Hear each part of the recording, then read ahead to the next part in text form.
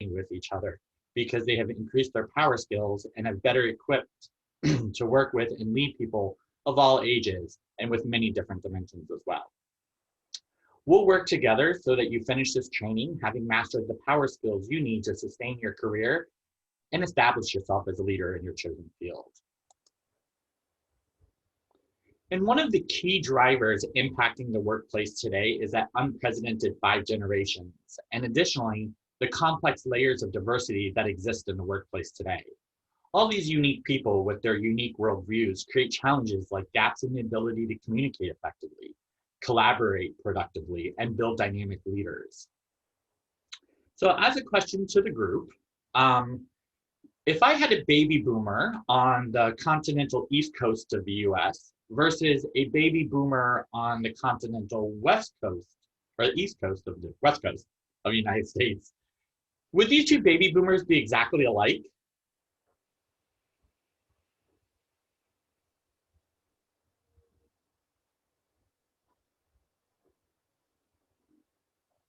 And again, you can either unmute or you can use your chat box, whichever you feel more comfortable with.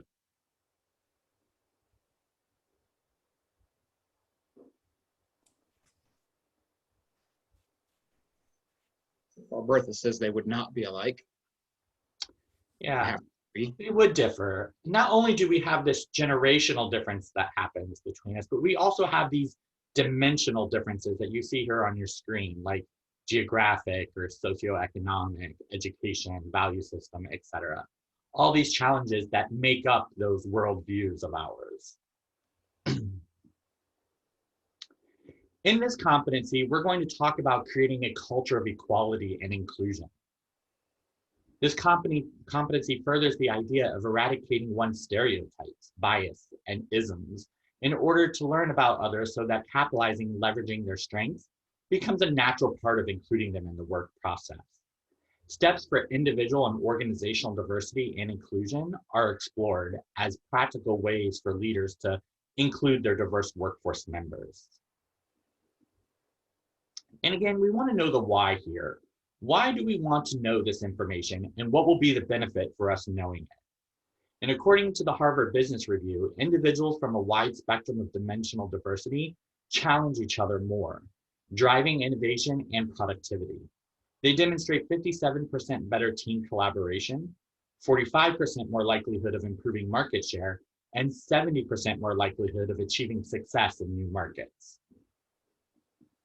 And here are the goals that we're going to complete during this competency or session together. And one is to understand how to build an effective team. And two, understand that diversity does not equal inclusion. And three, recognize, respect, learn, and leverage the power of individual value. And four, learn how to use diversity to unlock innovation. So let's take a second and let's take a look at these two terms. First, let's take a look at stereotype. And stereotype is an oversimplified image or idea of a particular type of person or thing. It involves a belief.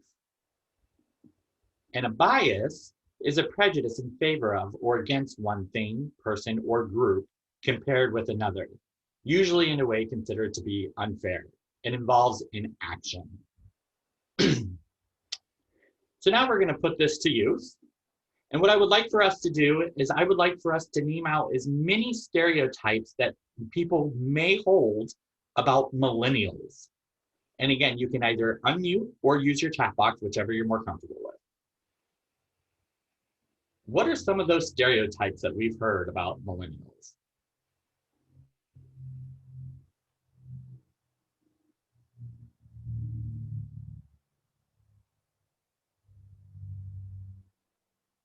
Oh, they're highly technical. Yes, absolutely. We've heard that stereotype before, that they're tech savvy.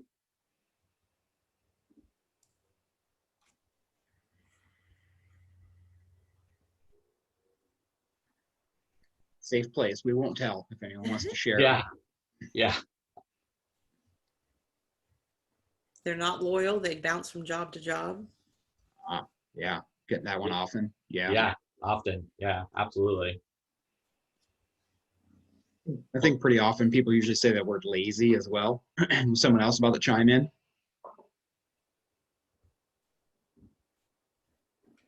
Not seeing value in hard work. I've heard something along those lines as well. Yeah. Question authority. Yes. Very true. Yeah. We've definitely heard all of these stereotypes before. Excellent. So some of you may take offense at this, but some people hold this stereotype about this generation of people if they don't take the time to explore them as individuals. So let's change gears and let's do the same thing for baby boomers. Let's name out as many of the baby boomer stereotypes that we've heard.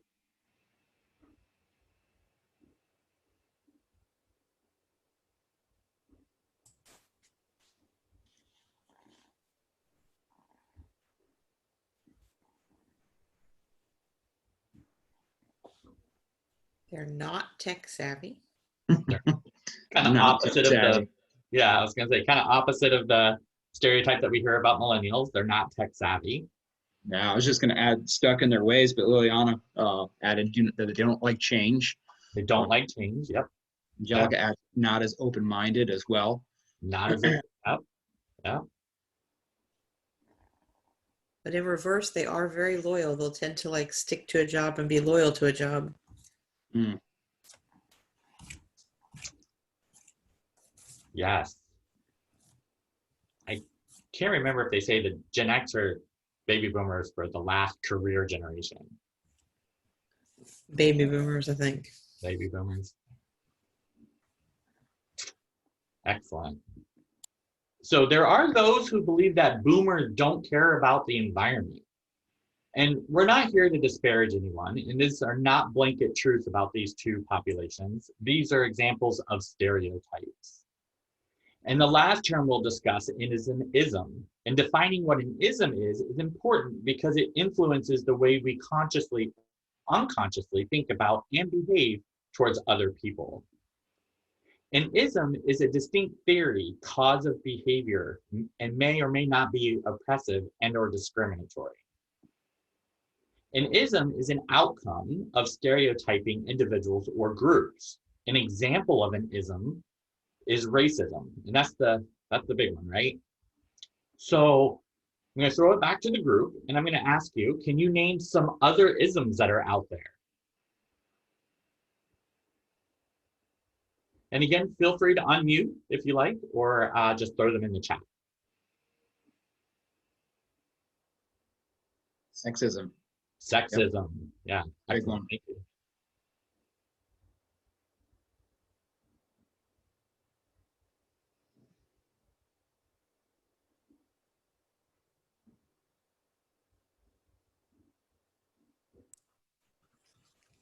Ageism. Ageism, yeah.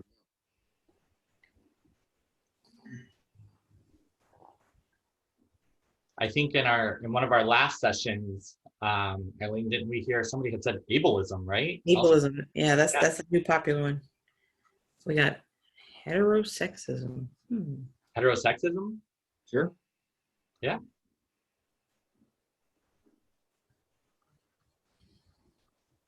Colorism. I'm sorry, Chris, what? I think the chat says colorism from Danielle. Colorism, yeah.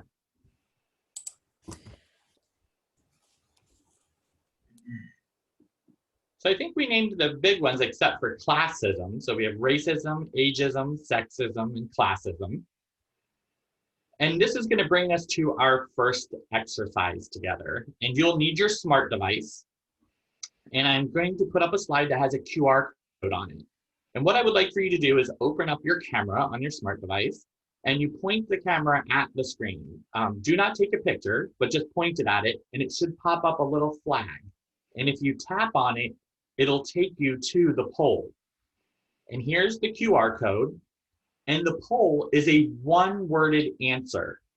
And we're looking for answers around what is the primary bias that you see today impacting equality and acceptance in the workplace.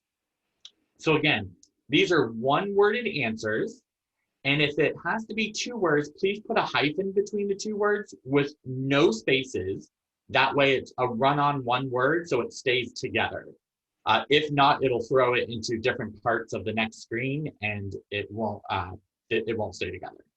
So either a one-worded answer, or if it must be 2 words, please put a hyphen between them and no spaces. So if I could just get a thumbs up once you're able to scan this QR code, I would appreciate it. Thank you, Eileen.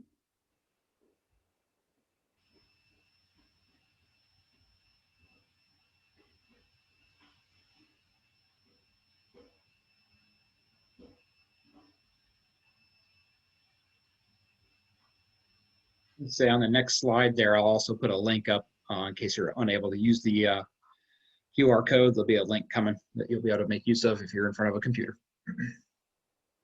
Okay. I'm going to go ahead and switch it to the results page. And then, like Chris was saying, he'll drop the link into the chat box if you're unable to use your smart device. So we've got communication, lack of knowledge of other cultures, ignorance, mindset. Excellent.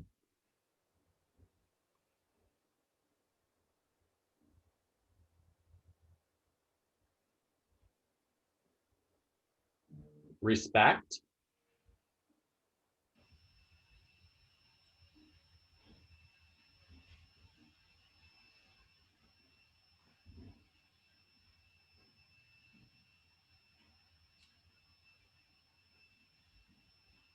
open-mindedness. Okay.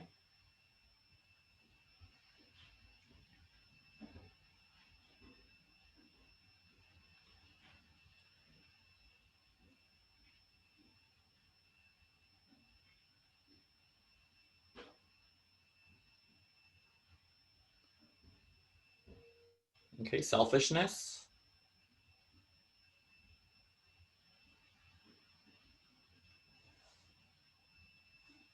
Great job, everyone. Excellent. Thank you so much.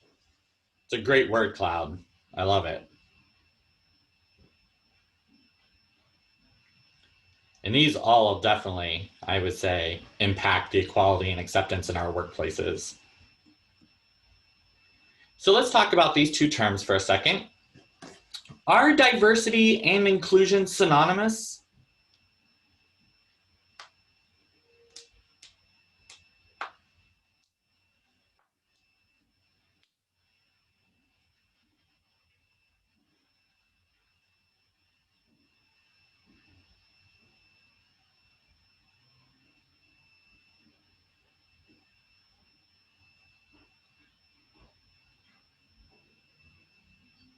No from the chat.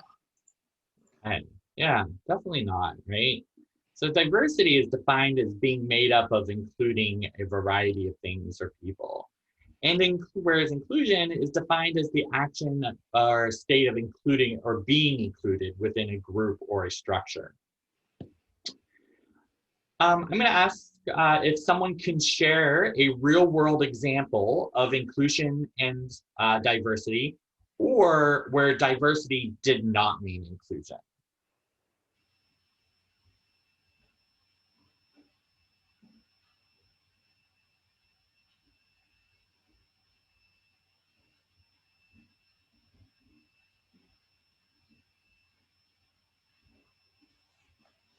And if you feel like that answer might be a little too long to type out, please, you're more than welcome to unmute and share with us.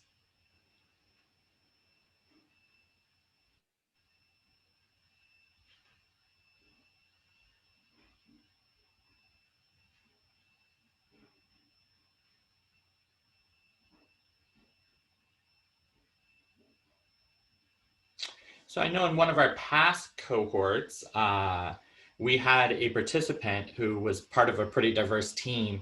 However, she was a remote worker and the rest of the other workers were an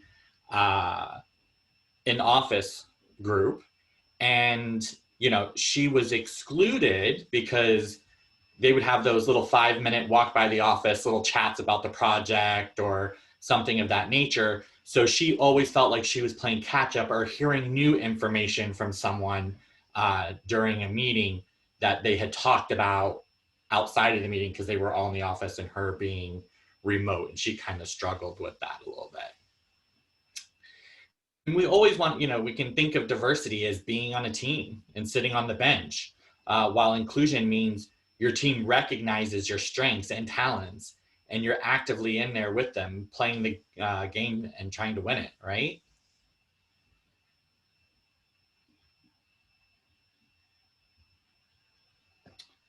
So now that we've talked about diversity and inclusion and what they are, what are some enemies of inclusion?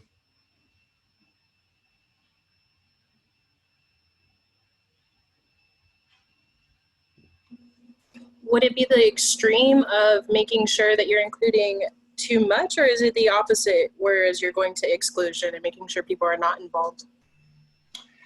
Well, I think it actually could be both ways, right? So like, it depends on what's driving it. Is it fear that's driving it as the enemy of that inclusion? Could it be a bias? I think that there are definitely what you're saying, Angelica. It could go either way, honestly. Boil down to somebody's lack of comfort, Yeah. Because I think what also should be included is what is the driving force behind it? I mean, is it purely they're forced to include diversity and that's the reason why they're doing it? Or is it because they think it's something that's going to promote something better, just if they have a different mindset included into their group? I think that could be a contributing factor. No, it absolutely could be a contributing factor. Yeah, absolutely. So if these are some of the enemies of inclusion, what are some barriers that could happen to inclusion? Like we just talked a little bit about the past participant who was remote. That's kind of a physical barrier, right? What are some of those other barriers that might pop up when it comes to inclusion? I could answer as not having an open-mindedness towards others' opinions or what they want to bring to the table. I mean, if you purely think that your thought is the only good one and you just want to promote that, it's not going to work. Yeah, it's going to go against the fact of what you're trying to do. Very well said. And I wonder if like cultural kind of fits into that as well a little bit as a barrier. Definitely, especially when you have a multi-cultural environment, I think, definitely. Excellent, thank you. So what emotions have you felt when you have seen or you have been excluded from a group? Like if you watch someone be excluded or you yourself have been excluded from a group?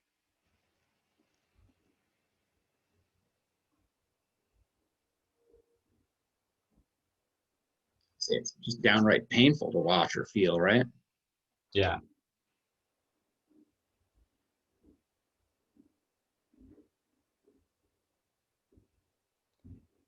So if we know this is how people feel when they're excluded, why do we exclude them?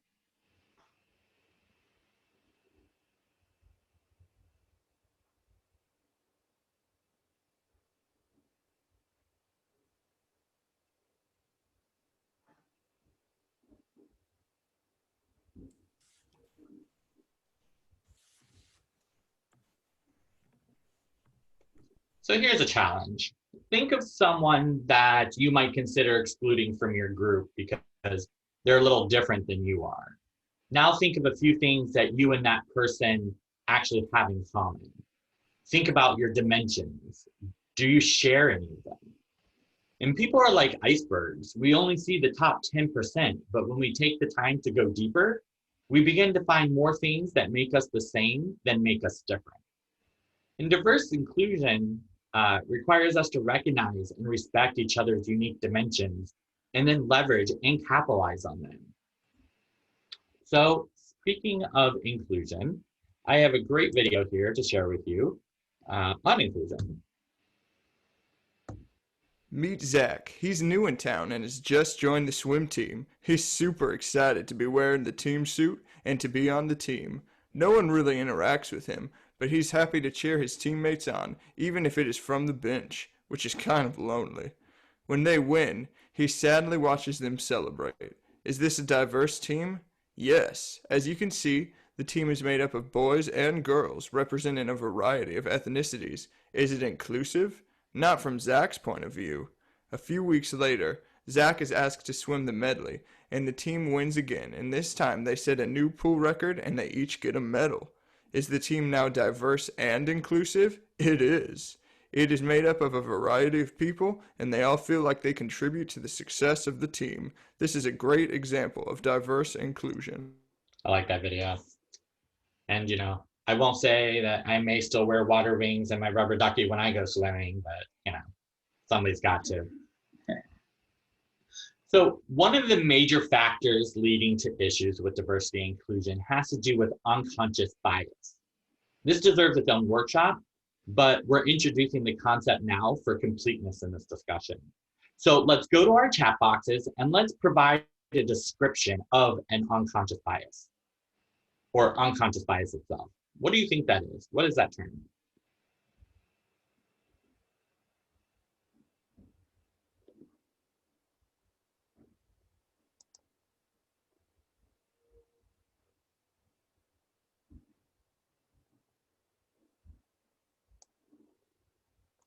Age being unconscious bias? Like age is in maybe generational, or age is in like, can we unpack that a little bit more? Like, how do we mean with age? Again, this is cultural as well. You can see how that can be done. More towards the definition there, a prejudice against something without conscious thought as to why you feel that way. So kind of, you know, just more or less not even really thinking about it. Yeah. Okay.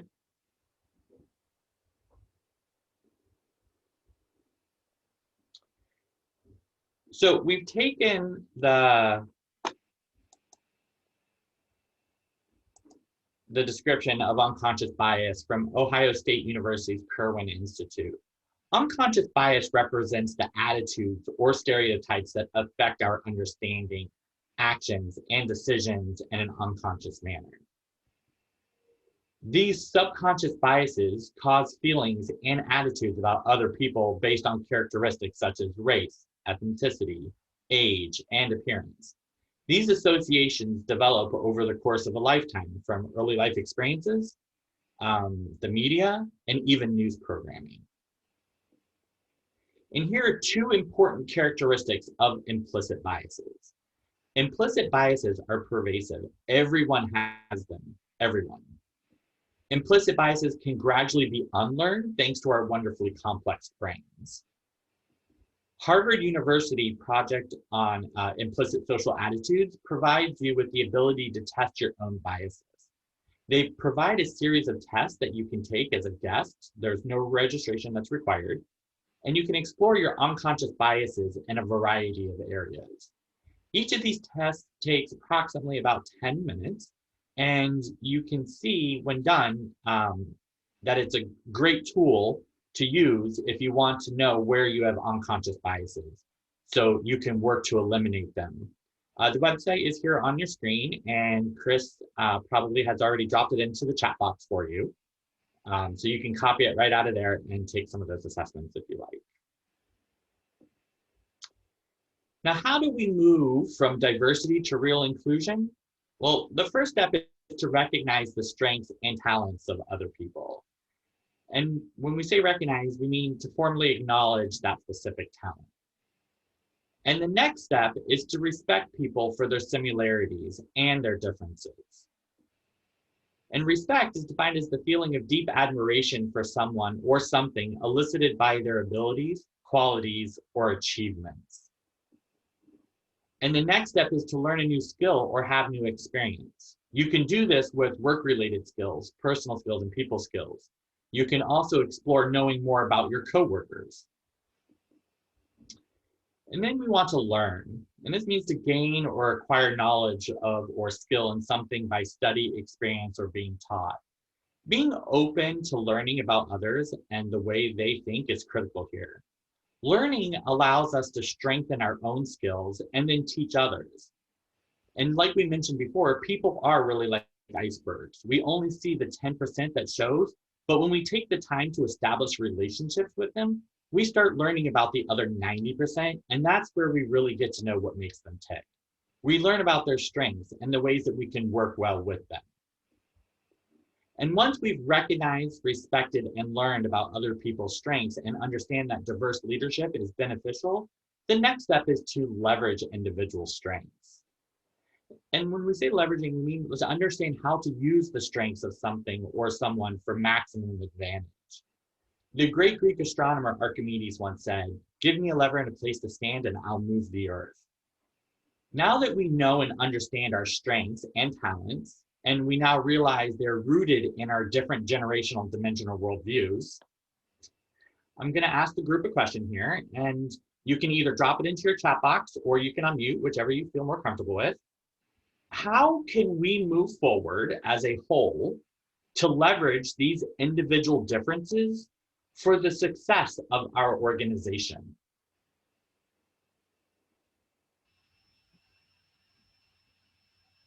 And I'll repeat that question. How can we move forward as a whole to leverage these individual differences for the success of our organization?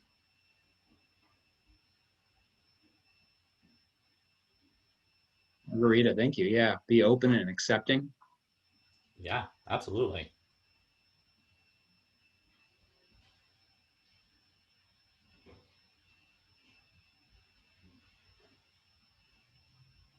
I mean, that really kind of nails it right on the head, doesn't it? Yeah, I think that, and speaking of that, as well as just communication, leading right to what Danielle says, embrace one another. Absolutely. We're all here together, right? Yeah, absolutely. We need to recognize, respect, learn, and leverage the strengths and the talents of the others around us. Absolutely. Excellent. Thank you. Active listening. Yeah, absolutely. Yeah, absolutely. Yeah, Big one. that's a huge one. So in this competency, we're learning how to recognize and capitalize on each other's unique strengths and talents.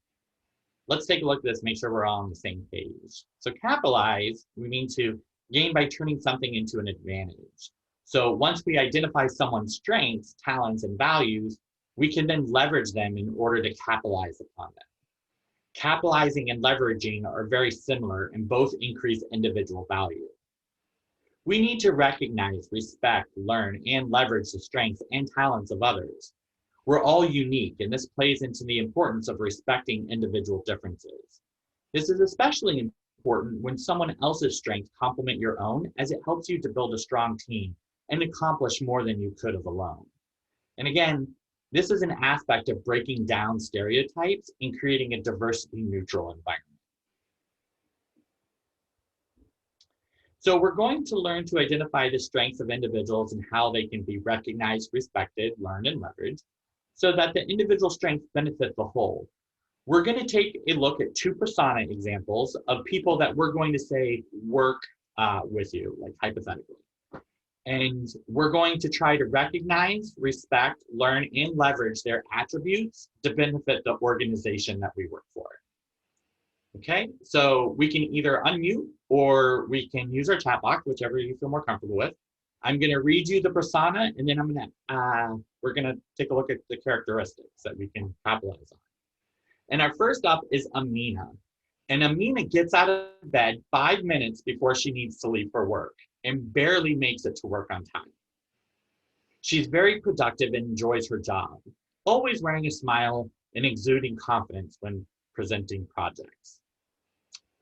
Amina encourages group lunches and usually plans and coordinates them with her department. When she gets home, she enjoys spending time with her husband. Amina often sends encouraging texts to her coworkers in the evening. So what I would like for us to do by either unmuting or going to our chat box is let's identify the characteristics in Amina that we could recognize, respect, learn, and leverage, and those characteristics that would be beneficial to capitalize on to benefit our organization.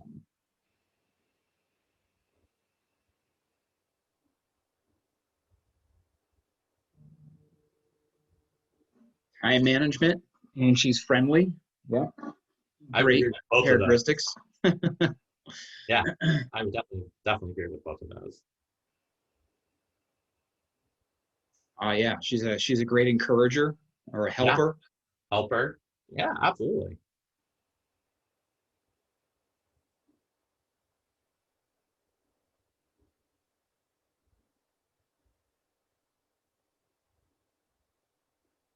I would probably say she's super confident too, right? I mean, just by the way that she seems to pull everybody together. Yeah, and it, Mina might be best suited for environments that aren't too structured. Okay. Yeah, yeah, I could see that. Speaking of time management, she's a team player. She practices spending quality time with family. Yeah, she seems like she's got that work-life balance down almost. Yeah, absolutely. Almost. Almost. Who's got a perfect work-life balance, and what is that?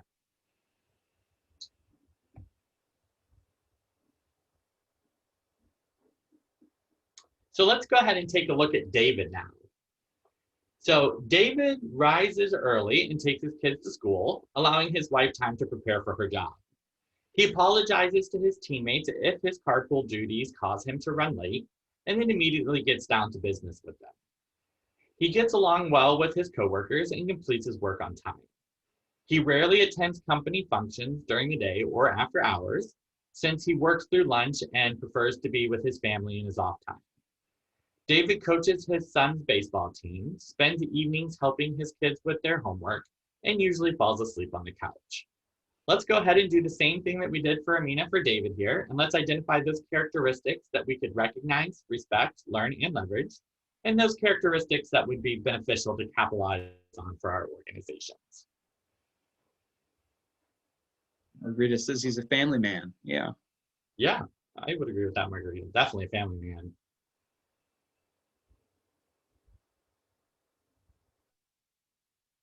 Caring and reliable. Caring and reliable? Yeah, I'd say so. Great aptitude. Yeah.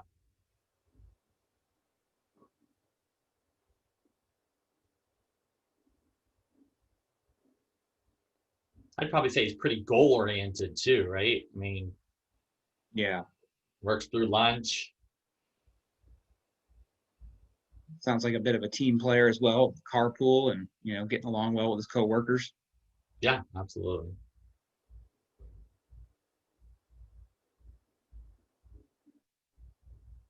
So as a question back to the group, could any of these characteristics of Amina or David drive you nuts?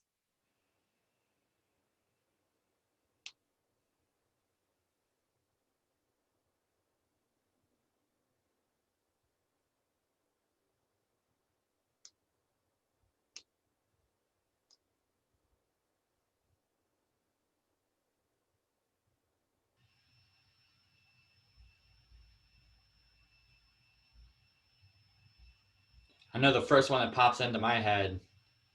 Yeah. That Yeah. five. Sorry, go ahead, Chris. Yeah, I was gonna say Zelda and Eileen were both leaning towards that. I think 5 minutes before she has to go to work. That was what was resonating in my head too. Yeah, not that traffic. I'm with you. Yeah, I'm 100% with you, Zelda. Like, I feel like it takes me longer than 5 minutes to get my hair to do this. Like, there's no possible way that I'm rolling out of bed 5 minutes before I need to be anywhere.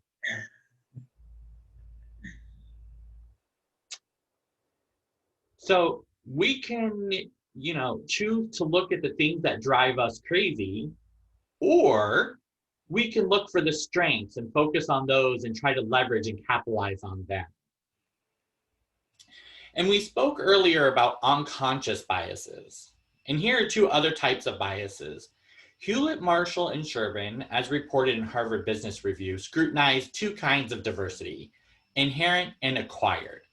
Inherent diversity involves traits you were born with, such as gender and race.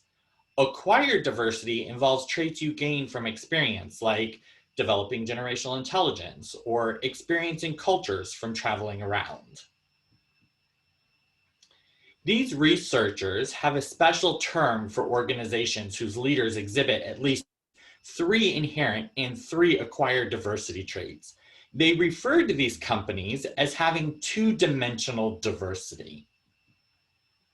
Hewlett, Marshall, and Sherman found that companies with 2D diversity out-innovate and outperform others. 2D diversity unlocks innovation by creating an environment where outside-the-box ideas are heard. Inherent diversity allows an organization to better meet the needs of their client. When at least one member of the team has traits in common with the end user, the entire team better understands that user. Leaders also need acquired diversity to establish a culture in which all employees feel free to contribute to ideas. So let's go to our chat boxes and let's reflect on client needs and how they're addressed at an academic organization. And let's start by answering, who are our clients? Who are these clients that I speak of?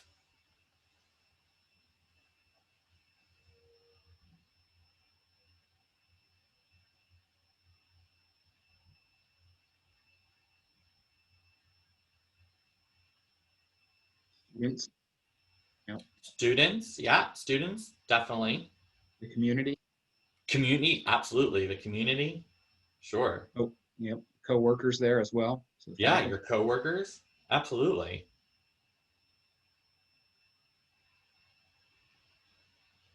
board members. Yes, yes, board members.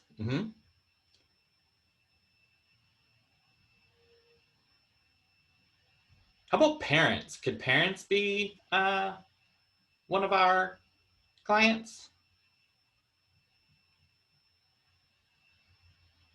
Angelica says yes.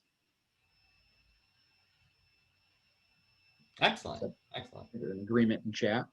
Okay. So what traits would a 2D leader have in common with students?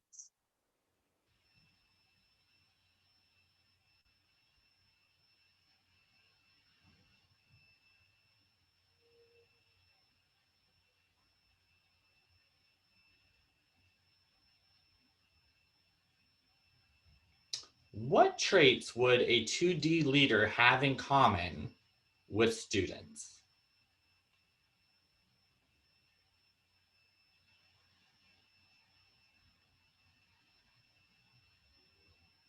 Yeah, both have the desire to succeed. Yes, absolutely.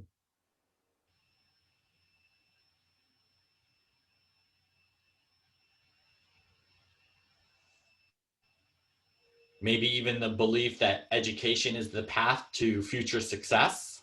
Mm-hmm.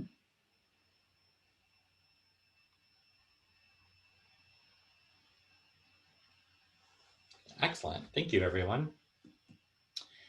So most of the time, our work or school environments include coworkers or colleagues that are from different backgrounds, religions, races, generations, and more.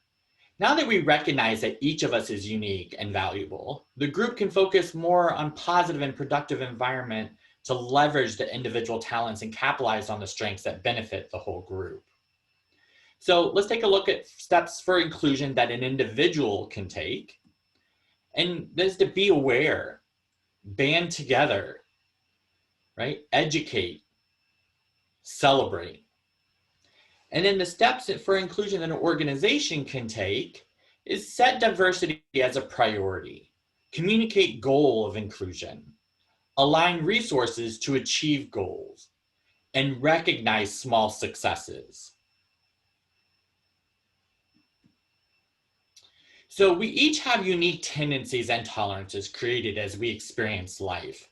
We have strengths and talents that we gain from our own experiences in life, as well as from others around us. If we are able to combine our strengths with those of others into strong teams, it will benefit the individuals involved as well as the organization in which we work.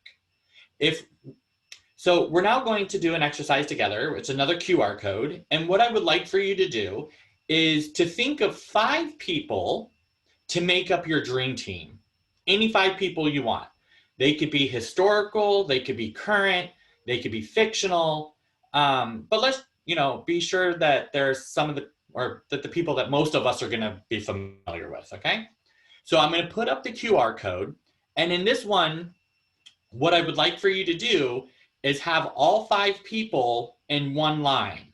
So you'll put the first person's name, comma, second person's name, comma, third person, etc., all the way up until your 5th name, and then press enter. That way they all stay on the same line. Okay? So I'm going to go ahead and put up the QR code, and you can get out your smart device and open up your camera and point it at this QR code, and it should take you to the poll. And once you have your 5 people, hit enter, and I can't wait to see what everybody's going to choose for their teams. I love this exercise. And if you could just give me a quick thumbs up that you were able to scan the QR code. Thank you, Eileen.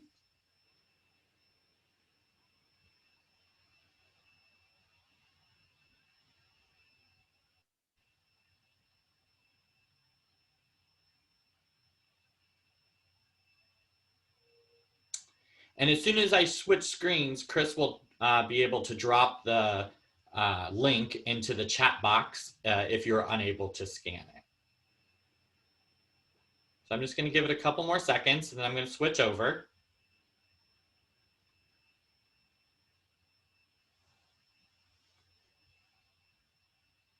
Okay.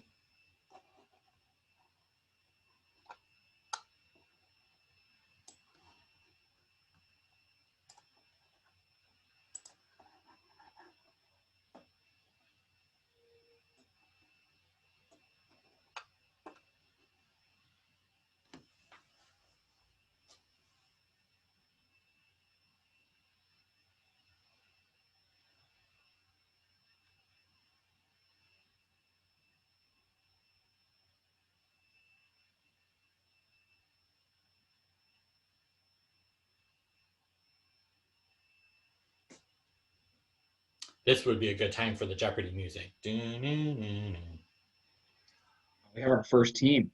Yeah, RBG, George Washington, Albert Einstein, Mary Poppins, and any AFC member. That's excellent. Good job. That's a great team.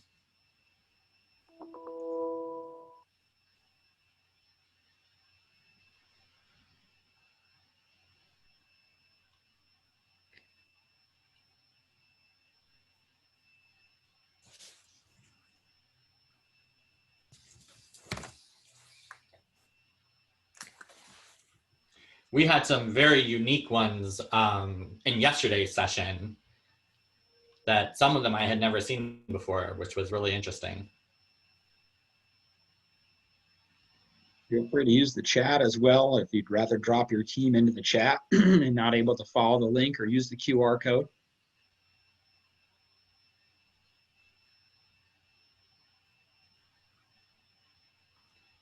Toni Morrison, Zora Neale Hurston, Langston Hughes, Maya Angelou, Alice Walker.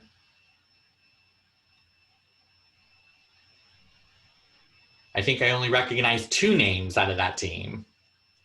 Einstein, Steve Jobs, Martin Luther King, Elvis, and Stephen King. That's the first time I've heard of Stephen King. That's a good one. Yeah, that's the first time I've seen Stephen King pop up. That one will get you every time. I feel like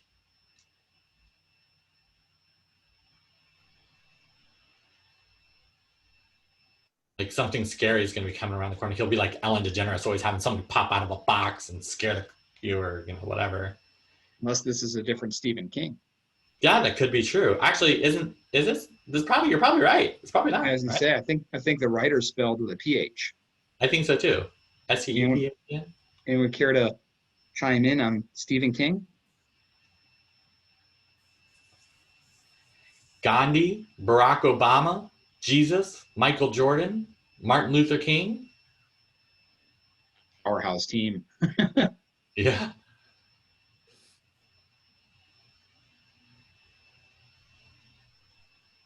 I feel like that team's showing up for business. They're not messing around. You got Gandhi, Barack Obama, Jesus, Michael Jordan, and Martin Luther King.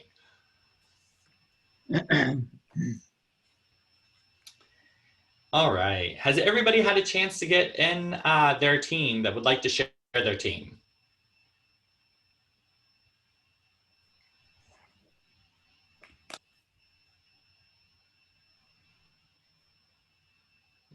Okay. So I'm going to ask a series of questions and we're going to vote. This is always fun. So let's suppose that these teams are going to compete on The Voice. Which do you think has the strongest competitor?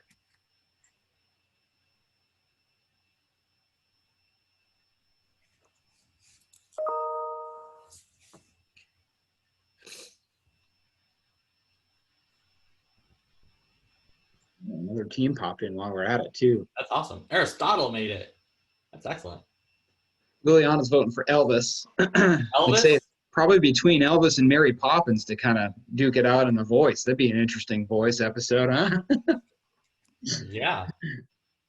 However, I don't think Elvis ever sang a song about trying to put medicine in your mouth. So, just kidding. Okay. So suppose these teams were going to compete on a professional sport. Who do you think the strongest competitor is? Jordan. Jordan. Yeah. It is pandemonium from the chat for Jordan. I have to Okay. agree. Okay. So now let's suppose that these teams are going to compete in a limbo contest. Who's the strongest competitor?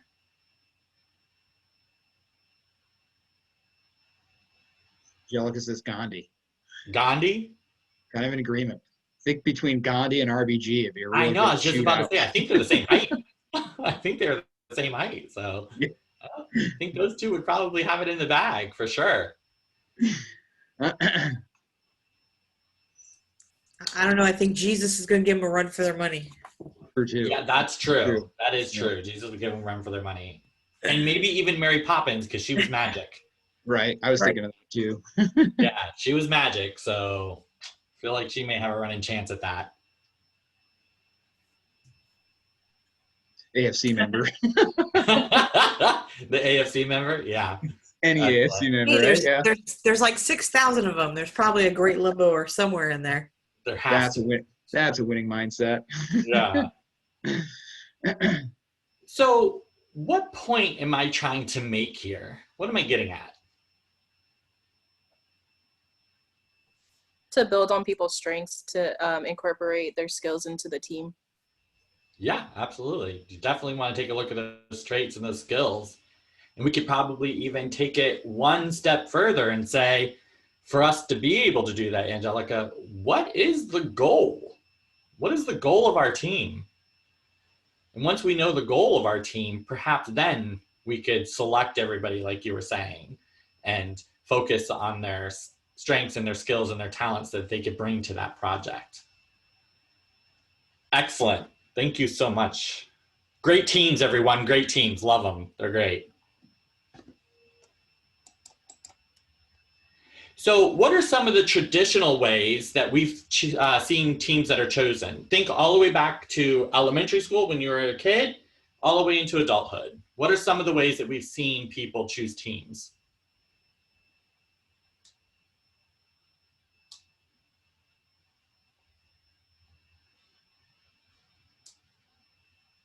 You just made me think of elementary school and kickball days and picking their friends. Team captains picking their friends is the first thing I thought when you said that. Yeah, team captains, popularity, for sure. Yeah. Leadership qualities, Margarita adds, yeah. Leadership qualities, yeah, absolutely. People that are like you with similarities, yeah, Eileen. Yeah, people who are like you with similarities. And that's actually a great segue because I have a great little video here to share with everyone about building teams. Yes, yes, people we know and trust. Two people are choosing teams. They pick their teams by choosing people who look just like themselves, leaving the different-looking people till last. With each pick, the unchosen looks sadder and sadder. Finally, the two teams are facing each other, and they are two completely homogeneous teams.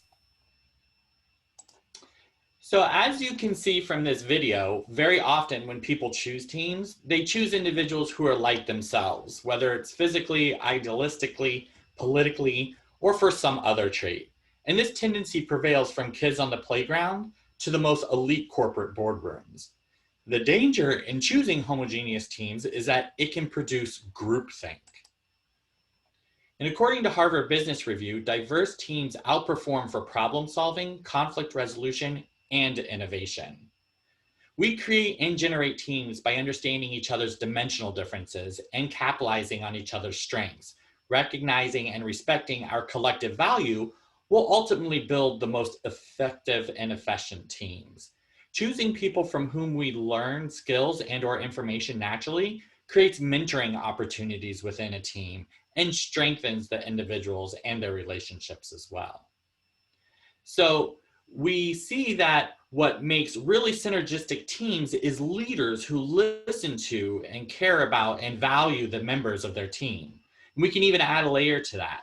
When team leaders act as mentors and are also willing to be mentored by team members, regardless of age, race, or any other dimensional difference, they have created a very strong and potentially more effective team.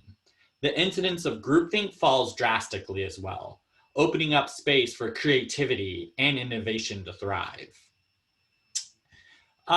So I'd like to throw it back to the group. Would anyone give an example of either a time that they were on a great team that had great synergy, or maybe an awful team that they were on? And what made it one way or the other?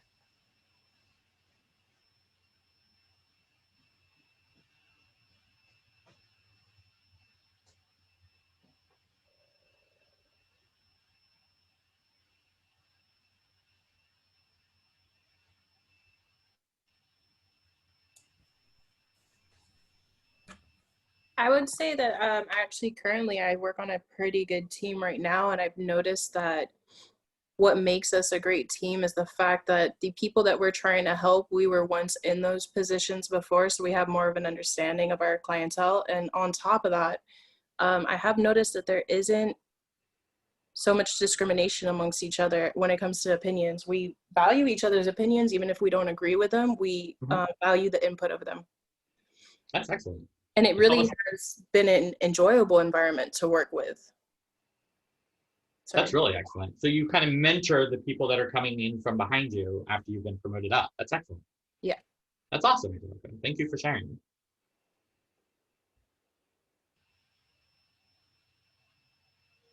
Does anybody else have an example that they'd like to share before I move on?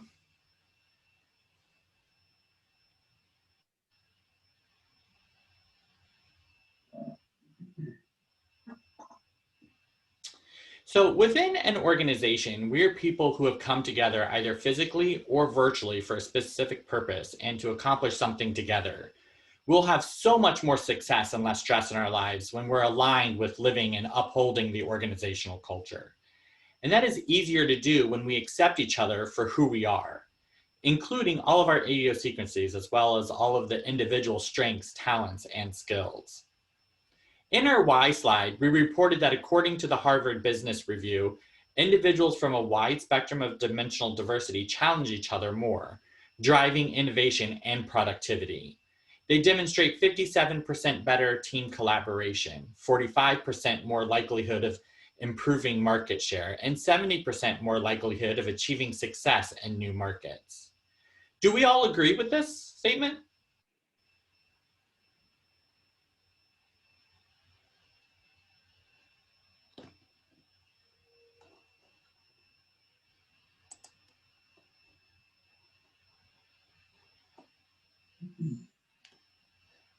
Some agreement from chat. Excellent. Thank you, Liliana. So How does what we've learned together here about inclusive workplaces apply to our current situations?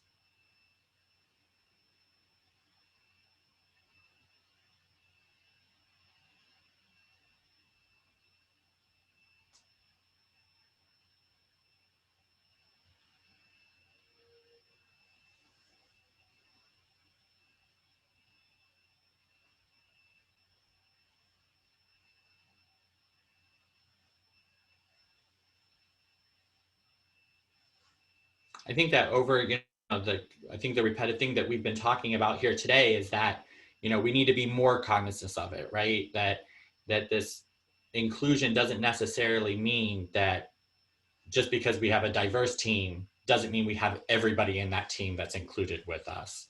So, I know that being part of a team and including everyone is something that we need to be more cognizant of, and maybe even make a point to strive harder to do. Yeah, like it adds to ensure everyone feels incorporated into the work and accredited to the success. That's very well said. Very well said. Thank you very much. Excellent. Thank you. So I'm going to go ahead and recap our goals for us. 1 was to understand how to build an effective team. 2, understand that diversity does not equal inclusion. And 3, recognize, respect, learn, and leverage the power of individual value. And 4, learn how to use diversity to unlock innovation. And these are some areas that we can work on now that we've completed this session. And 1 would take the opportunity to expand your acquired diversity by trying new experiences. 2, become your organization's go-to person for certain skills, abilities, and knowledge. And 3, utilize your understanding of coworkers' diverse talents to collaborate and build value. I'd like to take this opportunity and thank you for experiencing this part of our 5G Leadership Skills Workshop lineup. Please watch our website to see what's new. We're rolling out new content in this virtual classroom format and would like to see you all back. Please share the news with your friends and colleagues, and of course, stay connected with us in the usual social media platforms. I'll share that slide with you next. And share the good news, a great experience at a bargain price. Let's help each other out through these interesting times. And here are all of our social media handles if you would like to follow us, or you can go to 5gpowerskills.com and you can also sign up for our newsletter. I'd like to take an opportunity. Thank you guys so much for being with us here today for this AFC session. If anybody has any questions, feel free to stay behind. If not, thank you so much, and we'll see you next time. Chris? Thanks, everybody.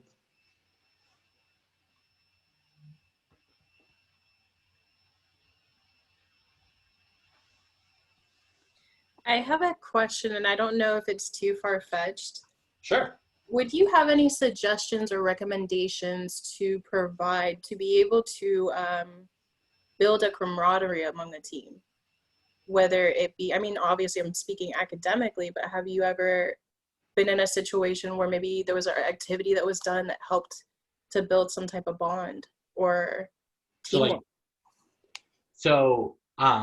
Team building exercises, right? That's what you're looking for? Yes. So fun one. Younger. Are you younger adult, you said? Yes. Are you all remote or are you in the office? No, currently remote. Currently remote? So it makes it even more difficult. So our CEO, on our meeting, like one of our monthly meetings, or she would play a game, right? She would always think up of like, one was name. Remember, she had like what were the ones, Chris? The flash ones that went up. Do you remember? Yeah, You know what I'm talking about? She'd have some different images, and they would be. I'm trying to think how to word that. They'd be.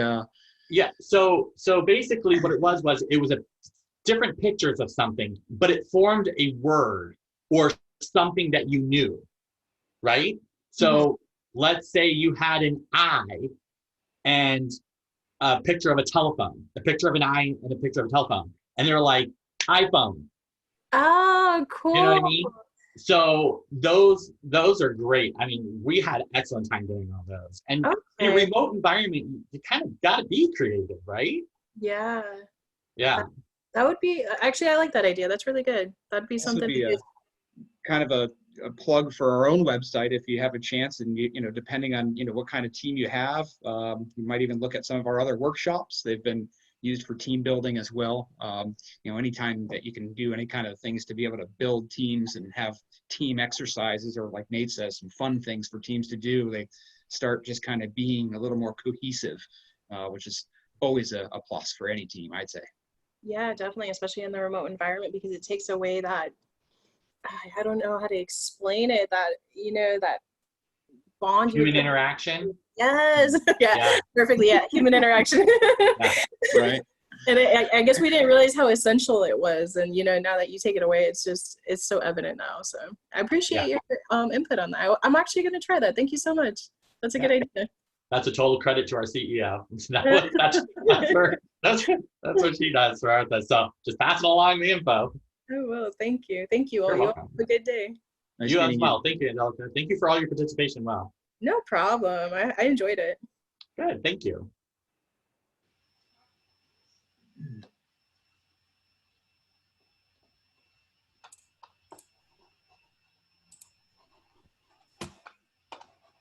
I was trying to unmute my. I was gonna say my she sound. disappeared. I was like, oh, she's Right. gone. I I was hit like, the did wrong she? one. I was trying to unmute and I unvideoed myself. So I was about to say, did she just leave us? Like, is she Yeah, I'm just like- like, she's yeah, like, no, goodbye. I gotta go. Everybody else is leaving. See you. Bye. I noticed she's back inside now. She's like, click. Yeah. No, I had to mute because Marcia scheduled something at 3, and I told her, I said, I'll be late, but then they're calling me on Teams. I'm like, you were supposed to let me call you when it was done. So, anyway, that one was whew. That was like pulling teeth from those people. You know, I did well, sometimes, though. yeah, I think sometimes like when you get on, you have an expectation of a webinar, so Yeah. you don't have the expectation that you're going to have to Do something. do something. Yeah. So, But some of those other people, I mean, those other ones we had, they were just like, oh yeah, no problem. yeah, like yesterday when nobody used the chat. Yeah, exactly. I'm like, I had nothing to do. I'm just sitting there. Right. I mean, all they did, Chris, was just they stayed unmuted the whole time and just stopped. Yeah. Wow. Huh. Yeah. Well, that's cool. So some of them are really outgoing and really, It's always the thing with our curriculum too. It's refreshing when you do find those people that connect, because you can tell that they're looking to just put in what they can so they can get something back out of it. And I truly think, obviously, for anything, you get what you put in. That's how it goes. Well, I think both those colleges are also they're in South Florida, and so I think both of them are still not really on campus. So everybody's in their own house, so you don't know that and their schools I don't think are back, so they probably have their kids there with them as well. So Multitasking, yeah, I'm sure. Everything's a little different now. So South Florida, so like that was Miami-Dade, wasn't it? it was Miami-Dade, and then we had a couple Palm Beach people in there. So it So goes Palm Beach, Broward, Miami-Dade. So they haven't gone back to school then? No, most of my friends' kids are not back in full-time school. They're all online virtual. For this first semester, it was going to be all virtual. And then come January, they were going to make a decision. So They're probably still going to stay virtual. yeah. Yeah. Well, I had read that some lady in the UK was the first one to get the vaccination. Oh, wow. She was like 90 something years old. They were like, well, while you're here, do you want the vaccine? She was like, sure. Yeah, because she's like, I'm 97. I'm probably going to die anyway. Go ahead. Yeah, go ahead, give it to me. I'll take it. Sure. It'll either save me or kill me. Whatever. Also, what's in that other little pill thing you got over there? I'll try that. Well, my husband was laughing because he also saw that somebody in the UK, one of the second people or something that signed up, his name was William Shakespeare. And he's like, are you kidding me? The guy's name really is William Shakespeare? Of course. I Of said, course I'm he gets. sure it's a popular name over there. Right. Yeah, of course. Of course it's William Shakespeare. He's going to be the one to get it, right? Exactly. All All right. right. We'll see you tomorrow.